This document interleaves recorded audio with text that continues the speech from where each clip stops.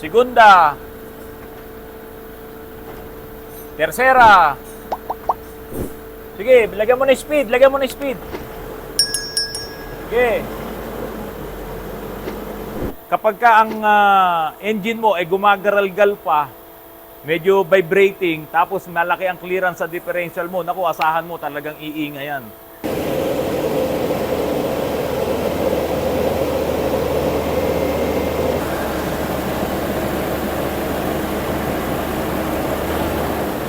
Lapit mo nga itong mic. Lapit mo. Sige lang, sige lang.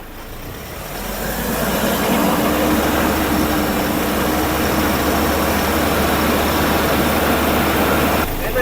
Ingin na to. Dikit mo. Yan o dito. Pakita mo ito. Yan, saan yan? Dito sa loob. Sa loob. Sige, dikit mo dito. Yung mismong plastic ang idikit mo, Rod. Yung mismong plastic. Yan o. Ayan. Dito, sa gitna. Laro din. Sa gitna. Dito yan nanggagaling. Sa gitna. Yung bearing ng gitna, sir. Oo. Diyan, may bearing pa po to. Sige, dikit mo yung mic yan. Ayan. Dito malakas din dito. Yan, hugong. Hugong din. Ayan. Sige, akin na yung mic. Ito, dikit mo ang ganyan. Dikit mo to. Ganyan. Sige. Sige, dikit mo. Ayan. Okay. Sige, dikit mo lang. Oh, ayan. O dyan, idikit mo rin dyan. Sige, sinasabi mo. Titignan natin kung alin yung pinakamalakas.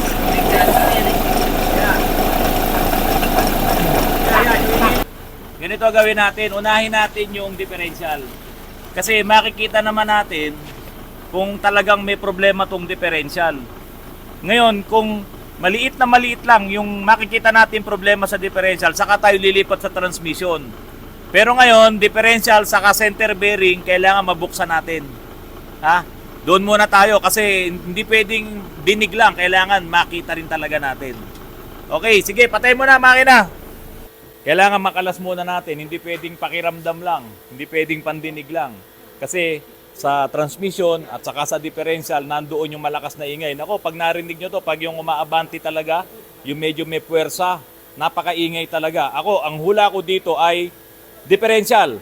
Kasi kung sa transmission, kapag ganun sobra ingay, mawawasak po talaga yan. Kanina, na pagdiskitahan ko itong center bearing. Pero mali ang aking hinuha kasi buong-buo po itong center bearing. Ayan. At hindi natin kailangan palitan. So sa usapan namin kanina, pagkabuo ang center bearing, edi syempre pupunta kami dito sa differential. Pakinggan nyo po ito, yung differential. Oh. Hindi pwedeng ganyan kaingay. Ayan, oh. Sobrang ingay na nito. Ito kasing Innova na to, pinanggagrab to. Talagang malaki na rin ang tinakbo. Sobrang laki na. Tapos ito, sobrang ingay. Oh. Ngayon, ang isang naging problema po nito, talagang mayroong vibration. Kaya doon sa huling shop na gumawa nito, nagpalit na to ng release bearing, kasama doon yung clutch lining, pati po yung pressure plate. Nagkaroon ng problema muna sa clutch, nagdadrag siya. Okay? Tapos pinalitan nila yung mga engine support, bago lahat eh. Tama mo? Bago lahat. Hindi pa rin nawala yung garalgal. Kasi nga po, nandito sa differential yung problema. Yung sinasabi nung driver nito na para siyang nagdadrag, nung tinignan ko sa, wala naman dragging dun sa cambio eh. Kasi kapag ka-dragging, pag may problema yung flywheel mo, makikita mo talaga, dahil ito'y manual, makikita mo yung cambio of every time na umaarangkada ka sa primera, sa segunda, nanginginig yun. Ito wala. So sabi ko, walang dragging to. Yan. Ngayon, ito, try mo to, Al. Paingayin mo ng konti. Ito, rin to, lumang-luma na rin to. Ito yung nakakabit dito sa Adventure. Oh. Tama lang yan. Sakto lang yan. Eh, yung kayang LSD. Ito LSD po, tingnan mo, ilawan mo, Ayan, oh. So ito, tignan nyo, lakas talaga, oh. Ngayon, kapag ganito ang problema, palit ito ng lahat ng bearing. Itong bearing dito dalawa, kasama na, papalitan dito yung pinion bearing din na dalawa. Yung isang malaki at isang nandito sa harap. Ayan, oh. Yung galaw ng pinion, oh. Oh. Ayan, isa pa ako. Oh, hindi na po normal yan. So solve na tayo rito. Wala nang ibang pagkukuhanan ng ingay, ito lang. Okay mga kapatid, balik tayo rito Kapag nakita nyo na pula, itong dipstick, una mababasa nyo naman din talaga dito, ayan ATF, no need to replace ATF under normal driving condition. Ayan, sabi see owner's manual when replacing. Ang sabi dito, no need to replace ATF under normal driving condition. So, yung mismong may-ari ang makakaalam kung magpapalit ka ng ATF, kung siya ba ay magmaneho ay normal. Meron ba abnormal na pagmamaneho? Hindi makasagot si Richard. So, ibig sabihin, paano mo ngayon malalaman na yung normal driving condition mo normal? So, ito po ang trabaho naming mga mekaniko. Kasi lalo na kung ganito na nabili mo lang yung sasakyan, hindi mo alam ang history. So pagpunta nyo dito sa Autorad, hanapin nyo si Rudy. Ayan, hanapin nyo rin si Ka Richard. Ayan, kasi po, dahil hindi rin namin alam ang history nung dating may-ari kung paano niya ginamit ito, so syempre, ang pinaka-solution lang dyan, i-check natin yung nakuhang fluid. Ilan na nakuha mo? 3 litro. 3 litro. Dapat hindi lang 3 litro Malaki transmission Malaki to. Oo, dapat ito ang makukuha mo. Apat mahigit. Oo. Ayan ito na yung nakuha Oh. Maitim na talaga. Sunog na po talaga to. So, hindi ito normal driving condition. Kaya wag po kayo malilito mga kapatid. Ang sabi dito sa dipstick, no need to replace automatic transmission fluid. Parang misleading, engineer. Kasi no need to replace under normal driving condition. Yung condition naman Kaya nga siyempre pag unang nabasa, no need to replace. Kaya yun yung nangyayari. Yung iba hindi nagpapalit ng fluid. Di ba? Tapos yan, hindi rin siguro nagdagdag kasi ang nakuha lang namin nung i-drain 3 litro. Kaya mga kapatid, sabi doon, refer to service manual. So ito po, nag-dialysis na kami. Ito lalagyan ng oil cooler. Nakita niyo ba yung mga bagong oil cooler doon? Diyan Hindi kayo marunong maghanap Ang dami natin ito dyan. Sandusena yata ito ito yung oil cooler Rudy F. Ang dami nito. Ayan, di ko tuloy mabuksan. Pakita ko sa inyo yung oil cooler Ayan. Okay mga kapatid, kompleto na to. Ito na yung mga gamit niya, kasama yung hose, kasama yung mga clamps. Tapos may fittings pa rin. Ngayon, ito na yung pinaka-oil cooler. Ayan. So ito mga kapatid, dito ilalagay sa harap nito. Saktong-sakto naman to. Okay. Tapos ito isa. Okay. Ito ang hirap maupo. Ang laki ng tiyan ko. Naparami ako ng kain kanina doon sa launching ng Lubrigold ng Grand Toro Oro. Diyan po sa Quezon City Sports Club. Ayan, nandiyan kami ni Kuya Russell kanina. At may mga nilaunch na product po, ang Grand Toro Oro. Yun din po ang may-ari ng Repsol dito sa Pilipinas. Ngayon mga kapatid, nakikita nyo po itong Highlander na to. Ayan, para siyang trooper, yung kanyang mukha. Ngayon, ang gusto po ng may-ari nito na taga Calamba, Laguna, sila po yung may-ari ng Mernel's Cake. Naku, sikat na sikat daw po yan dyan sa Calamba, sa Los Baños. Itong cakes na to, napakasarap ng mga pastries na kanilang mga ibinebenta. Nasa mall po yata, nasa SM. Ngayon, ito po ay pag-aari ni Sir Nelson Balikaw. Ayan, Sir Nelson Balikaw, kumusta po kayo? Ito na po yung ililipat nating pangilalim dito sa inyong Highlander. So, ang inyo pong Highlander ay magiging 6 studs na. Itong dating gulong na to, na 4 studs yan, hindi nyo na po magagamit yan. Yung 4 lang na tornilyo, ito po yun. Kasi nga po, napakaliit po ng bearing yan, yung wheel bearing. Ito po ang madalas nasisira dito po sa Highlander na to. At kung i-compare mo rin, yung laki ng rotor disc, compare dito, mas maliit ito. Kaya ito, mahina ang preno.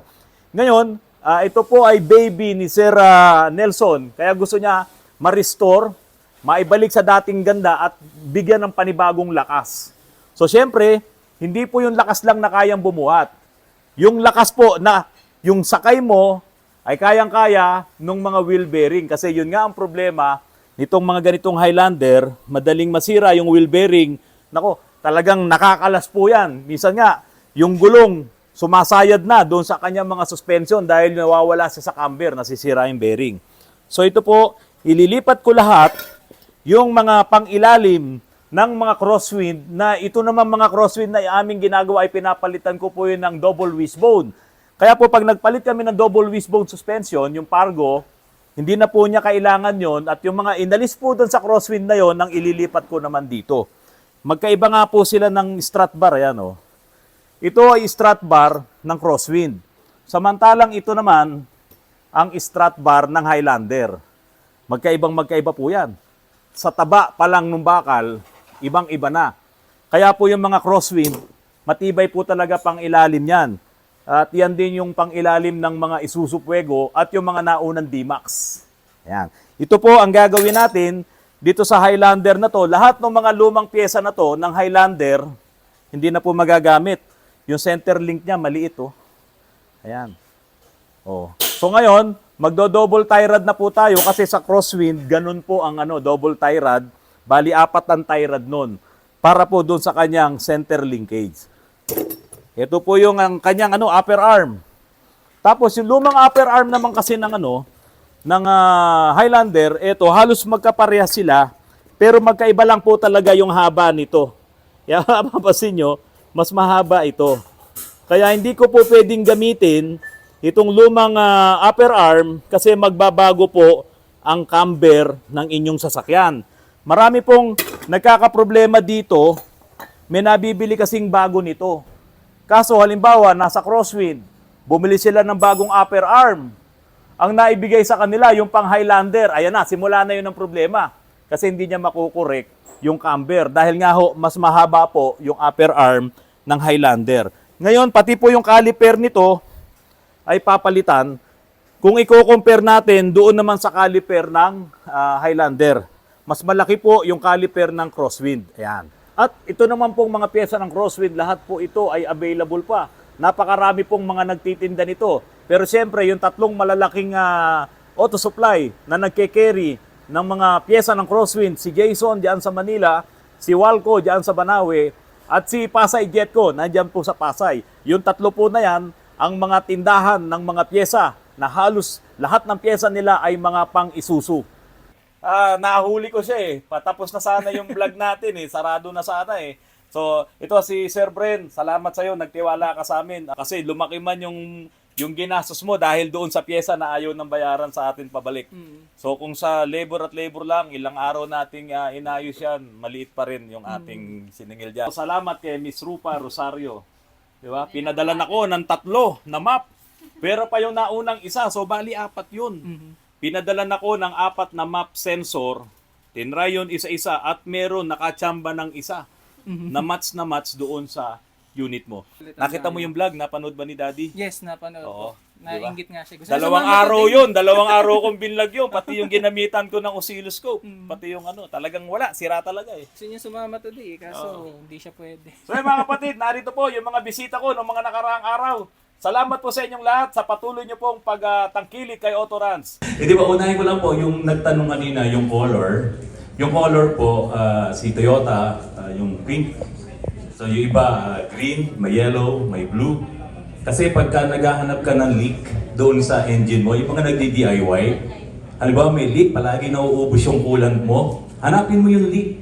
Pagka ang nilagay mo water, makikita mo ba yung leak? Wala. Pag nilagay mo yung may kulay, makikita mo yung color nun kung saan dumadaan yung leaks. So more on tina po siya. Tapos pagdating din po dun sa EcoCool, yung ating coolant, pansinin nyo po, nakalagay doon, sabi nga po ni Sir kanina, sa marketing kasi, yung packaging, no? Pagka nakita mo yung packaging, yung ibang mga brands, yung mga sikat, ang hirap intindihin Pero pag nakita mo doon na plastic and aluminum friendly, lahat po ng mga bagong engine ngayon, puro aluminum ang block niyan. So may nagawa akong Kia na kotse, pagbukas nag-overheat yun, pagbukas namin yung block niya aluminum, corroded na, talagang sira na yung kanyang block.